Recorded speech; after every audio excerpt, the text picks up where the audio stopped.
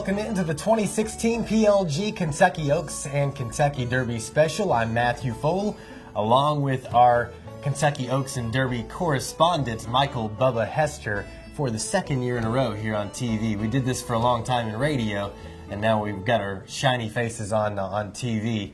Michael Bubba Hester, of course, Bubba's a nickname, right? That's right. Bubba's a nickname, but just one out of every 5 people in the state of Alabama's got the nickname Bubba, so I'm just sticking with it. All right, so you are from Alabama, and for those audience members who didn't watch last year or maybe you forgot, you got a little background in horse racing. You've been to a lot of tracks around the country. I don't know if that necessarily always makes me an expert at it, but I have been to a lot of horse tracks, probably close to 50 horse tracks from coast to coast. Been to a lot of Kentucky Derbies, 17 Derbies in all. And been to a lot of Breeders' Cup major events, been to a lot of the major tracks across the country. So probably been following horse racing for over 30 years, so got a lot of good interest in it. It's a very exciting sport to follow, passionate about it, and really enjoy analyzing the races and the challenges of handicapping horse racing and the thrill of it. Mm-hmm. Other than Churchill, what's perhaps your favorite track to go to? I mean, I think it's just right here in our own backyard. I mean, Keeneland to me is one of the most beautiful tracks in the country. They got just the scenery itself right there in the middle of horse country. In Lexington, with the backdrop being the rural background of Kentucky, they got to have excellent food, excellent horse racing. I think they race at probably 2 of the most beautiful times of the year in the Bluegrass State, being in only they race 2 months out of the year, April and October.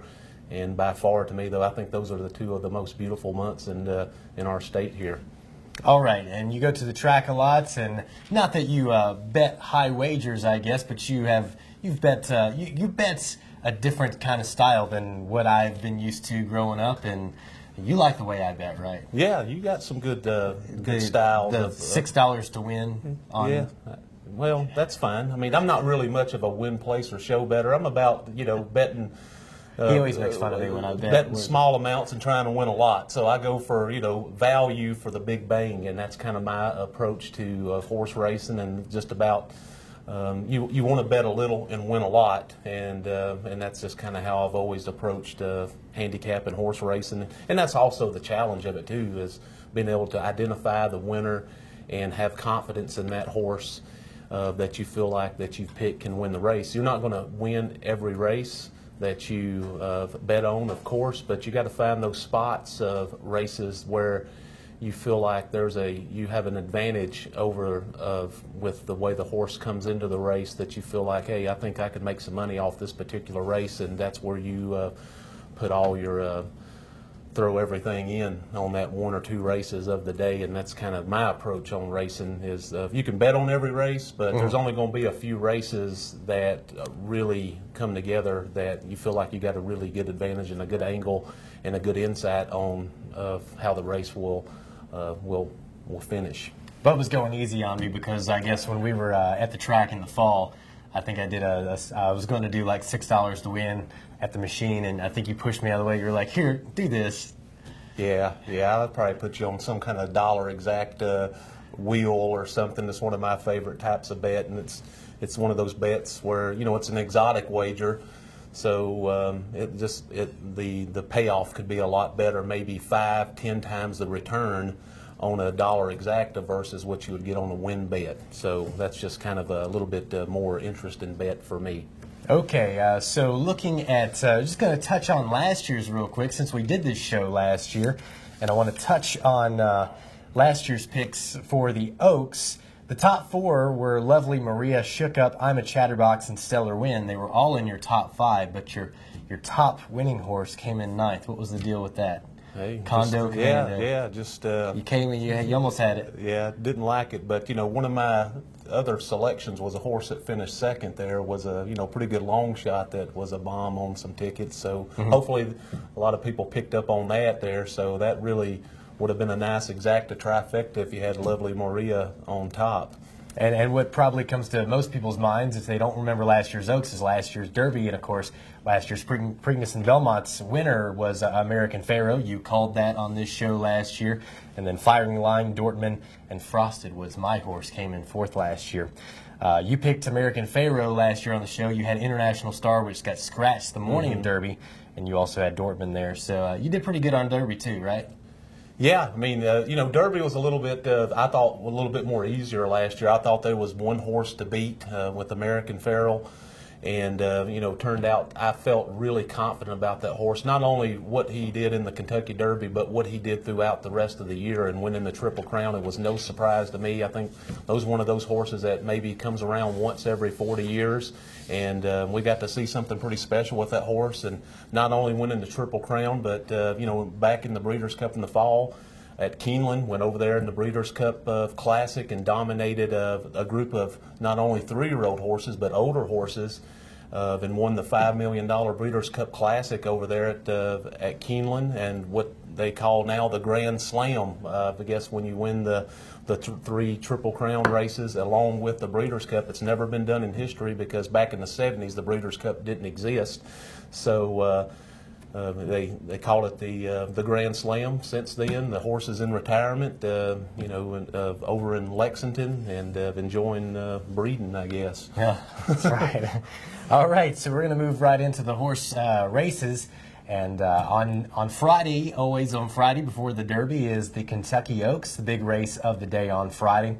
And this year we're looking at 14 horses in the field. That's a full field for the Oaks, right? That's correct. That is a full field for the Oaks, and Oaks is always a really good race because you do get a full field. All these horses are all of them are 3 years old, just like the ones they run in the Kentucky Derby.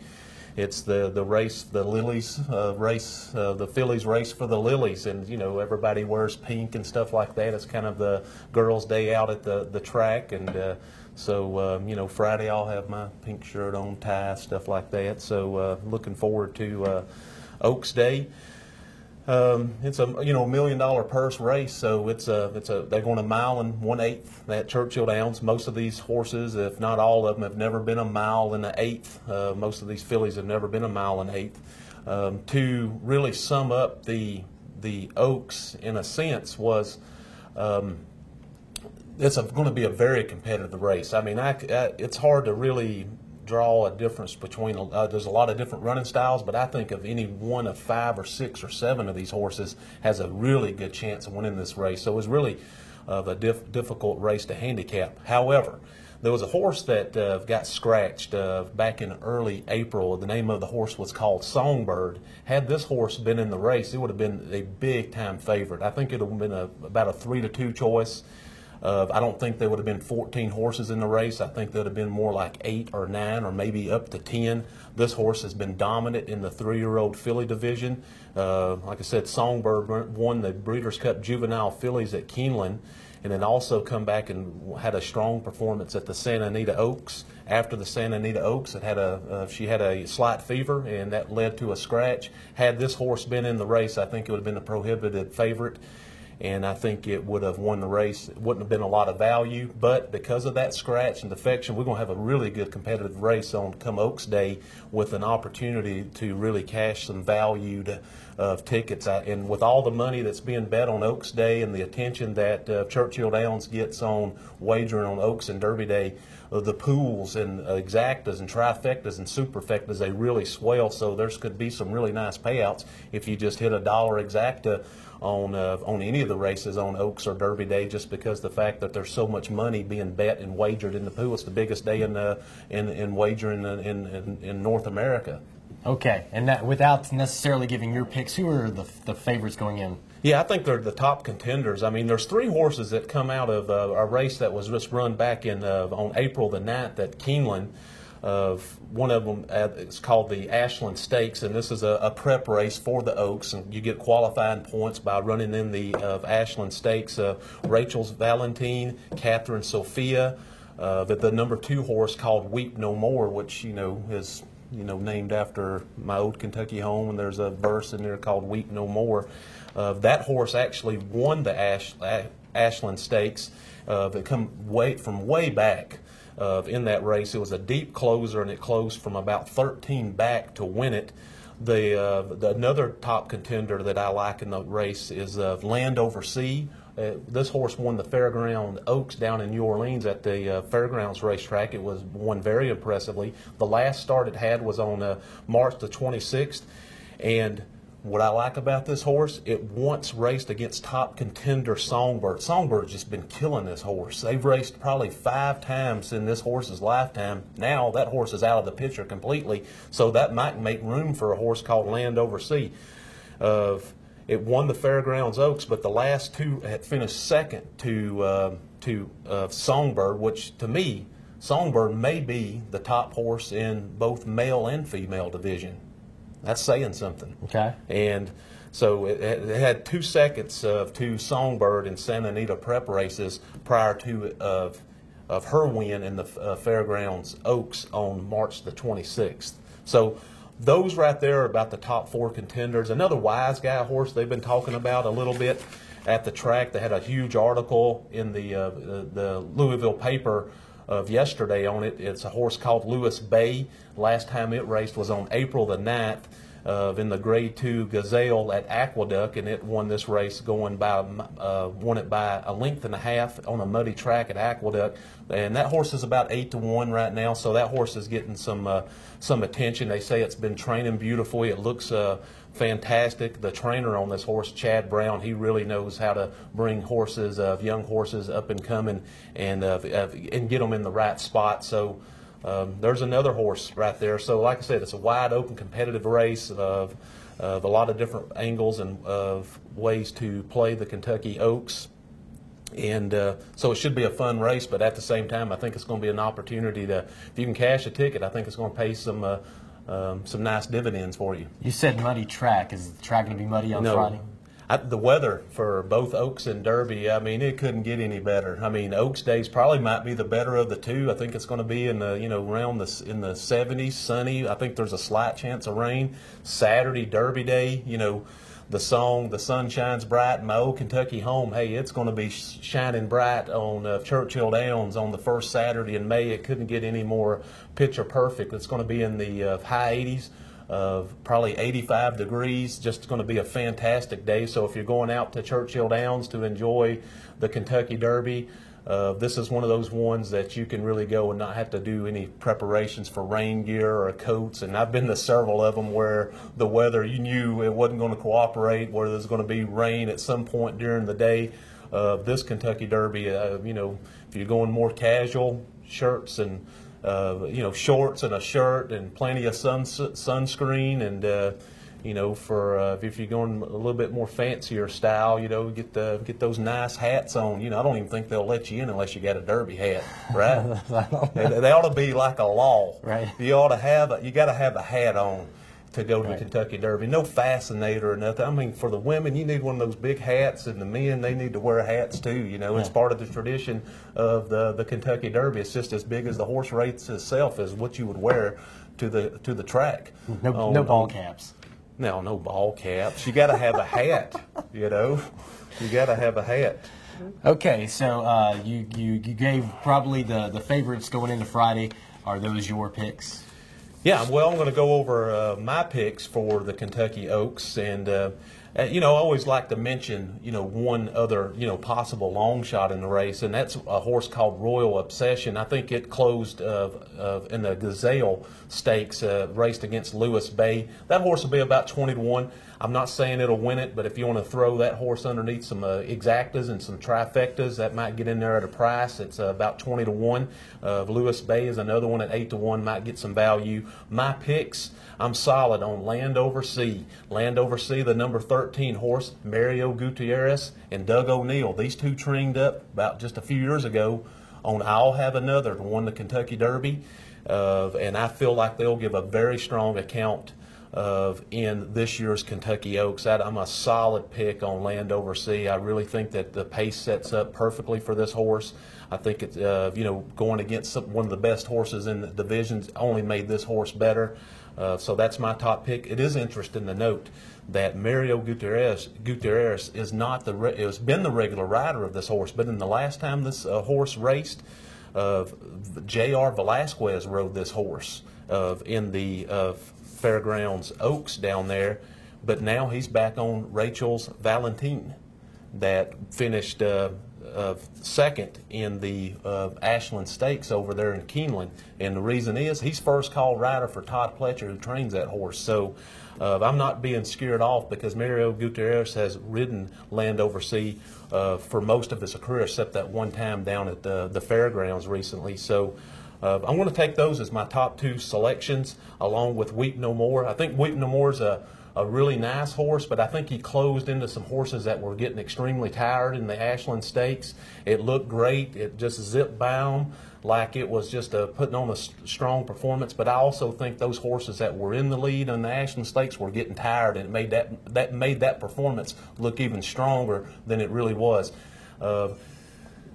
Typically, like Churchill, that deep closing out of the clouds kind of approach, I'm not crazy about it. So I'm going to put that horse underneath of Catherine Sophia and Lewis Bay. But my top 2 selections are Land Over Sea, Rachel's Valentina, and this year's Kentucky Oaks. And that I'm going to play a lot of dollar exactas with that if I feel confident with those 2 horses on top keyed up. And that's just a betting style I like to do. You can also do trifectas that way, superfectas, and just fill in the blanks. So that's how I see it. Okay, the 2016 Kentucky Oaks be run on Friday, which the post time is 5:49 p.m. Distance is 1 1/8 miles, as Bubba said. A $1 million purse on that, and you can see that on NBC.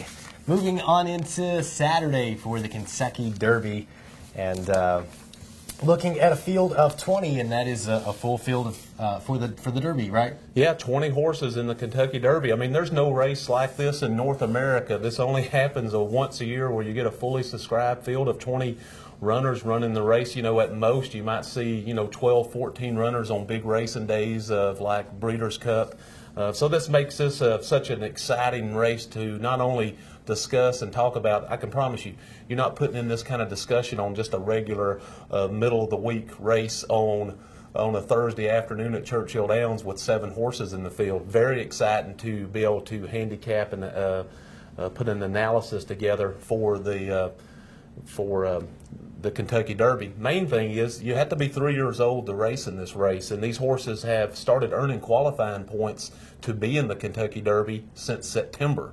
So that's how you get your spot in the Kentucky Derby. They went to a point qualifying system a few years ago, and so you had to earn, instead of going off graded earnings, they used to go off graded earnings. So if you had the earnings, you was in that top 20 of earnings, so from graded stakes, that's how you earned your entry into it. Now there's 34 prep races that are raced from September as 2-year-olds to April. All thoroughbreds turn 3 years old on January 1. That's how they do it. So starting from January to April, that's with their 3-year-old campaign.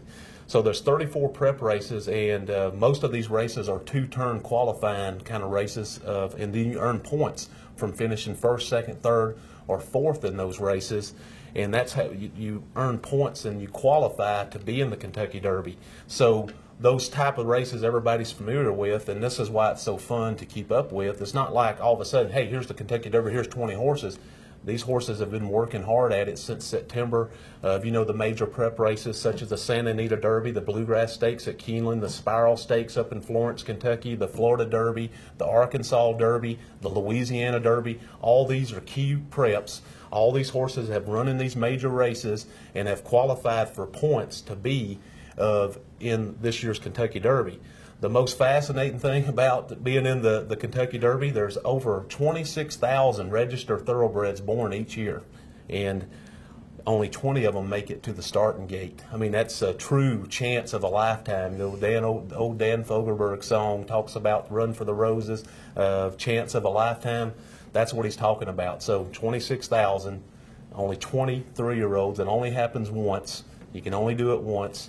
True chance of a lifetime. So that's how you qualify to be in the Kentucky Derby, and they've been on this point system the last 3 or 4 years. So I think that really changes the dynamics and the composure of the race when it has been based off horses that are competing, that can run 2 turns, versus getting a bunch of horses that have qualified based on graded earnings that are good at shorter distances but can't hold the stamina to run 1.25 miles, and that none of these horses have ever been 1.25 miles. So this will be the first test for them on come Saturday to run that far. So you got not only the first thing that I look at when I'm analyzing the Kentucky Derby is, out of 20 horses, is who can run that far. That's the first thing that I look at when I'm analyzing. That's the first angle that I look at when I analyze Kentucky Derby. That means that I can eliminate some horses that I don't feel like has the stamina, the breeding, the style to even run 1.25 miles. So that's where my handicapping starts when I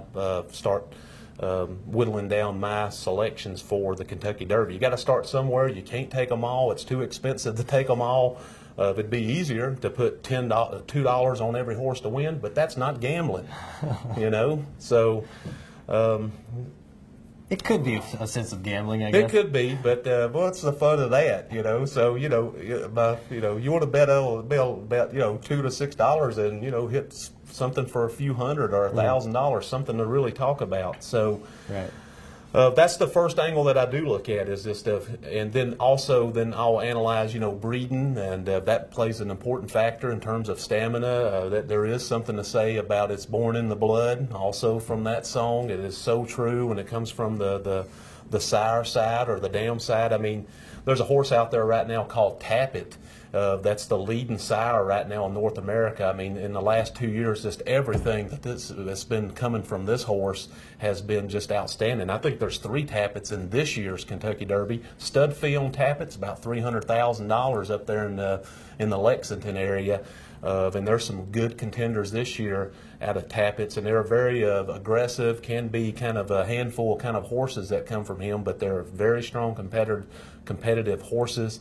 So the Tappet's horses have been very impressive this year, and they are some in this year's Kentucky Derby. There's a lot of Uncle Mo's in there as well, a few Uncle Mo's on the stamina side. Nyquist is out of Uncle Mo. So I have stamina concerns for a horse like Uncle Mo. I don't know if he's really truly bred for the classic distances. So that's one knock on that sire. Looking at this field of 20, first question that comes to mind, is there any American Pharaohs in here? I don't think so. Not in this year's Kentucky Derby. I mean, if you're talking about people, if you understand like the Beyer speed figures, I mean, that horse had like 4 triple-digit Beyer speed figures going into the race. That's a number that is assigned to a horse that's based off speed and the track bias, and it's a mathematical formula. All I know is the higher the number, the better in terms of analyzing. Right. I'm not no mathematical genius, but I do understand higher is better. Higher is better when it comes to Beyer speed figures. There's only a few horses in this year's version that has even cracked 100. Just a couple of them. I think it's Nyquist and Gunrunner and Exaggerator, where just a few have just even cracked 100 in terms of that Beyer speed rating. But it is something that I do hold that I think highly of in terms of the speed.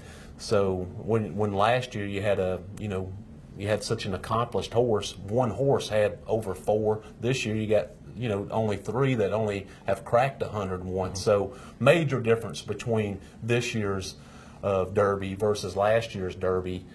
This is going to be a more competitive field. I think there's several horses that are toss-outs in this year's Kentucky Derby, and I think you get it down to about 7 or 8 horses that are the true contenders of this race. And that's just the way that I've analyzed it so far. But you got to be willing to look at some horses and say, this choice not in your lifetime kind of thought process. You had mentioned Songbird being perhaps an Oaks favorite. Would Songbird be in the Derby perhaps? That wasn't the route they was taking with the horse. To be in the Kentucky Derby, you have to qualify for it, and you have to run in those preps that are being geared, such as the Santa Anita Derby, the Bluegrass Stakes, the Spiral Stakes.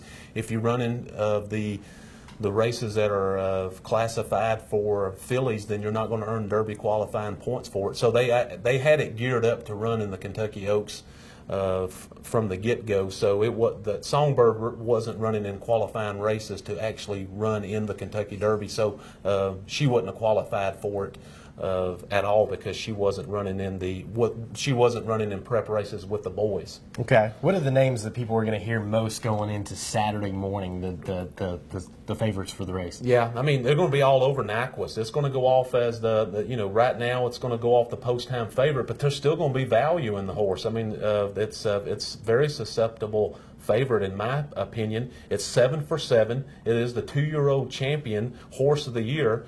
It won the Florida Derby. It also was the two-year-old Breeders' Cup Juvenile Champion over at Keeneland this fall. It won the Florida Derby. It has over $3.3 million in earnings. It was based on the West Coast. Then it shipped to Florida to run for not only the Florida Derby and the purse money there, because that's a $1 million race, but they also had a breeder's incentive. If the horse come back, there's some kind of breeder's sales company down there, if it come back and won the Florida Derby, it received a $1 million bonus on top of the purse money they'd earned for the Florida Derby. So that's why he went and raced down at Gulfstream Park in Florida. Exaggerator's another one. That's the Kent and the DeSormo brothers. That's kind of a unique story on that. That horse won the Santa Anita Derby, had a very high buyer of that performance in that. I mean, one going away. I don't think Kent DeSormo even moved a muscle while he was riding this horse. He won the Santa Anita Derby in the slop. Gunrunner, another horse that it's got a great jockey on. I can't pronounce his name, Jurix or something like that. Maybe it's French, but he's been a very hot jockey. That horse is about 10-1. Won the Louisiana Derby. I like his ability to get through. He's athletic. He's agile. I don't think he's going to get himself in a lot of trouble. He's kind of the middle of the pack. He's not going to be a deep closer. Another horse that I think is going to get a lot of play that absolutely run a clunker in the Florida Derby. It's supposed to be a duel between Mohiman and Nyquist. Mohiman was the East Coast horse. Nyquist more the West Coast horse. Mohiman absolutely threw a clunker into the Florida Derby down there and finished, I mean, 4th or 5th badly. It's about 10-1. I have concerns that this horse can I don't like its form right now. I'm not real sure it really wants any part of 1.25 miles. So if you can go after that horse, if you think it just run a bad race and it's going to rebound in the Kentucky Derby, I'm not buying it. I'm not taking a horse that has bad form into its biggest test of its life. So I'm going to throw that out. But those are probably the top 4 contenders in my opinion. Now, the key to this year's Derby is pace. And a lot of my picks are going to it needs a hot pace. And I'm really concerned that if you don't get that hot pace, there's a lot of closers in this race, in this year's of Kentucky Derby. I mean, 5 or 6 that are, there's a few that are very deep closers. And I'm, concerned that, if they have too much to do with not enough time to do it kind of approach. So some of my analysis will, be dependent on the pace. I need a little bit of a pace. And there are a few horses that I think can get the pace. I think there's a horse coming out of the 20, Danzin Candy coming out of the 20 hole that, is going to have to rush up to get the lead. That's one of the speed horses. I think More Spirit is another speed horse. And I think Nyquist has the ability to go up there and show some speed as well. So I'm hoping those horses can set better than Honest Fractions. I need a hot pace for some of my selections that I'm going to take in this year's Kentucky Derby. So that's the contenders. And when you're analyzing 20 horses, you got to be willing to break up with some, and be like, this horse has no chance. Right. And you got to move away from it, because you cannot take every single horse. You got to whittle it down to something more of a competitive ticket. You going with Nyquist? I'm not going with Nyquist. Okay. I think this horse is a very beatable favorite. How many times have we seen the 2-year-old Breeders' Cup champion go into the Kentucky Derby as favorite and not perform? It's happened time after time after time. I think this horse is very vulnerable to getting beat. And if you watch the Florida Derby, this horse came in down the stretch on the wrong lead, it switched leads, and it got tired. It swayed a little bit. To me, that shows signs of a tiring horse. I think he's beatable. I really do think he's beatable, and usually I feel pretty solid about a favorite, like where I don't try to beat it. But I'm going to try to beat this one. I think there's other value play out there that I'm going to try to beat it. You can throw it out at your own risk. It's still going to be good value odds. It's still going to go off at 4 to 5 to 1. I just think there's other horses in here that are coming into this race at peak, in peak form. That's the horses that I'm going to take a shot with. Who do you got?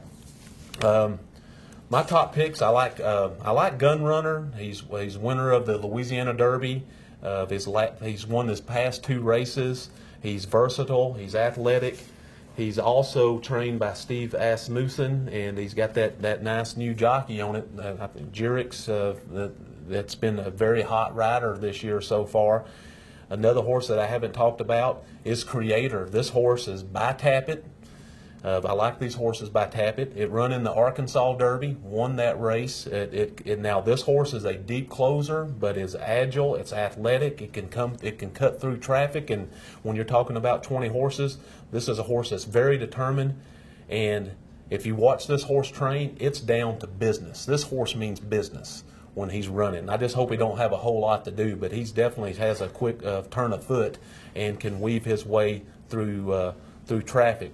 Horses I don't like, the Wood Memorial, all those finishers and the Wood Memorial, they're usually a key prep for the Kentucky Derby. You got Outwork, Trojan Nation, Sagraph. I thought it was a very slow race. I'm tossing all of them. There's a horse running from shipped in from Japan that won the UAE Derby over there. Its name is Lonnie. That's the number 8 horse. I'm tossing that. I really don't feel like that's a real strong horse. So my top 2 selections are going to be Gun Runner, Creator.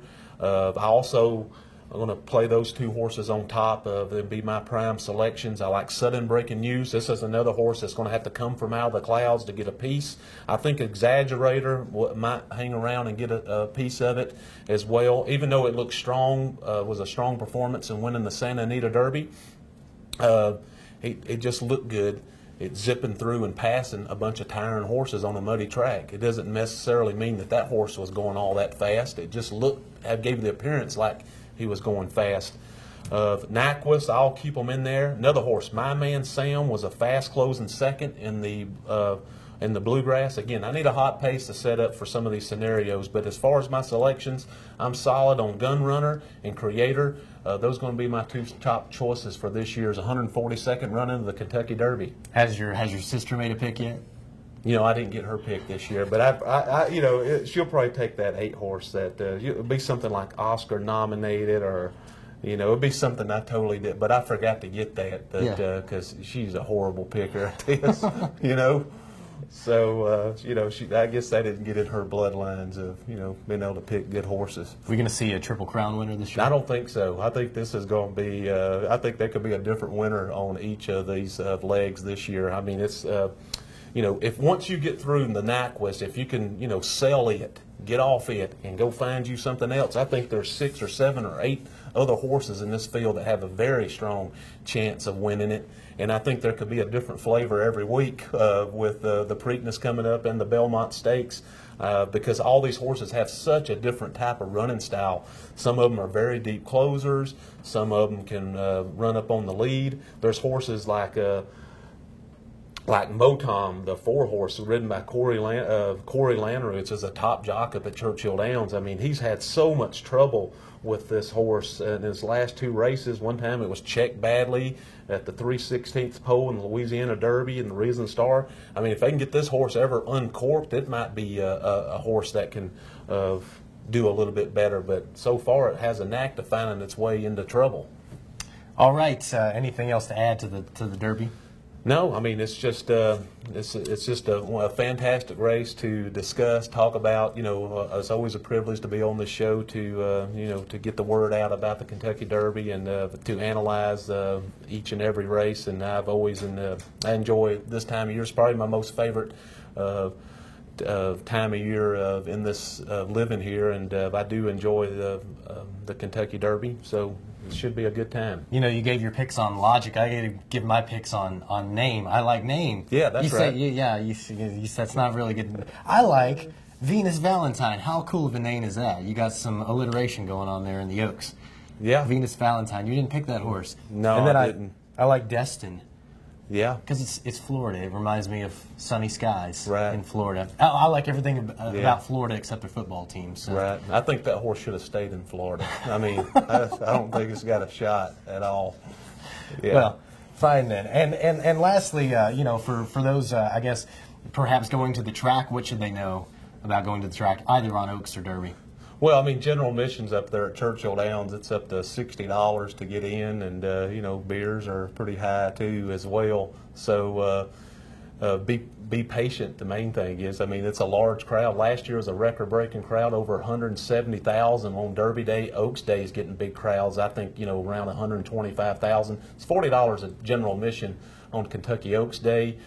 You know, if you're going in the general seating areas, like you can go in Gate 1 and the paddock area, and those are open to general admission. The Gate 3 is where you would go in for the infield. That's $60 general admission. I think it's just knowing what you can bring in and what you can't into into each race. For, you know, they change it, you know, no coolers this year. There's a ban on that. You can go to the Churchill Downs website and find out more of the things that are banned. But, I mean, this year they added, who would have thought 10 years ago, no hoverboards? I mean, it's like, would you ever, you know, it's like Marty McFly, you coming back and you go like, hey, you know, it's like was in a time machine and jumped in and go like, you know, can you believe you could have no hoverboards this year at the Kentucky Derby? No pop-up tents or umbrellas. Main thing is I'd make sure I'd bring some suntan lotion because it's going to be hot at this year's Derby. So, and you got to have that hat. Don't forget your Derby hat, and no fascinators. I'm not a big fan of them. You know, if you can go to the Derby, ladies, you know, make sure you got that nice big hat, some kind of flower on it or something. They just look better. All right, on the outro, your picks again for the Derby and Oaks. Okay, well, I already got that thrown over here. Well, I've already forgot. I could probably reanalyze it. I like Land Over Sea. That's going to be my top choice. My second choice is Rachel's Valentina. And then for the Kentucky Derby, I like Gunrunner and I like Creator. All right, so once again, the Kentucky Oaks run on Friday, 5:49 p.m. on NBC. The Kentucky Derby going to be run on Saturday at Churchill Downs. 1 1/4 mile purse is $2 million. 6:34 p.m. is the post time on Saturday for the 2016 Kentucky Derby, and that will also be run on NBC. Bubba, it's always great to have you in the studio here. Hey, it's always a pleasure. It's a good time. It's always great coming down here to Bardstown. It's what do they call it? The most beautiful small town in America. I believe it. I lived here for 7 years. I've always enjoyed it. So it's a great town, and enjoyed making the little trek down here from the big city today. Nice. And you brought Secretariat here. Secretariat, got a couple of mint juleps course glasses, and that's what I always like to close with. May the horse be with you. All right. Bubba, Michael Bubba Hester, thanks for joining us today here on the 2016 PLG Kentucky Oaks and Kentucky Derby Special. And hope you do well. Thanks for tuning in.